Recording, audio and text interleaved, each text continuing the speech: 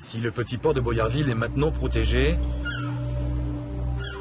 ailleurs le littoral continue d'être attaqué, rongé par la mer. Comme ce jour-là, après un gros coup de tabac, la plage ressemble à un véritable champ de bataille. On voit bien le travail de la dernière marée. Ici, pas d'enrochement, pas de digue. Sur ces sites naturels, les agents de l'Office national des forêts privilégient la méthode douce. Bonjour Alain. Bonjour. Bonjour Loïc. Bonjour. Alors vous en êtes où? Ça se passe bien, on a commencé le chantier là. D'accord. On a commencé les alignements et puis là on commence à planter. Après on ira plus loin. On voit que la couverture a bien été recouverte par le sable, c'est bien tassé. C'est bien tassé. Donc la plantation devrait bien se passer. On fait des plantations d'Oya pour tenir le sol. L'Oya, c'est une plante qui est fabuleuse, qui a un système racinaire qui se développe énormément et qui va permettre de fixer ce sable. Une partie de notre travail, c'est justement de protéger l'arrière-pays en fixant cette dune. On a donc cette plantation d'Oya, mais aussi la couverture. Marche. On a Sébastien qui est avec ses chevaux, qui va transporter de la couverture pour fixer aussi le sable.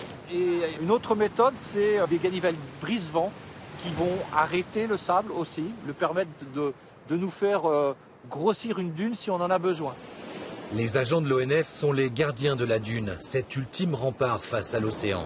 Un patrimoine naturel à préserver de toute urgence. Nous sommes dans un phénomène d'érosion. Alors, il y a plusieurs raisons à ça. D'abord, sans doute parce que les fleuves ne charrient plus assez de sable, du fait de leur aménagement déjà. Donc beaucoup moins de sable qui arrive. On a tendance aussi à aller chercher du sable en mer.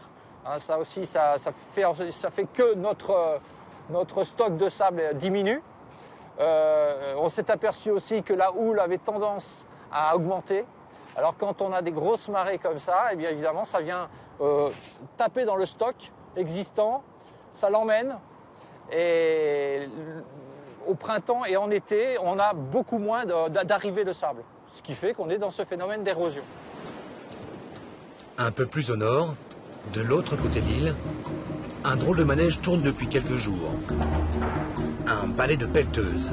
Ici, c'est une autre stratégie qui est déployée. Des tonnes de sable capturées à des endroits où il y en a trop sont dispatchées sur d'autres où il en manque. Là surtout, où les habitations sont à quelques mètres de l'océan. Je pense que malgré la puissance des engins, c'est complètement vain. Une tempête, un coup de vent, un peu de capot, tout partira.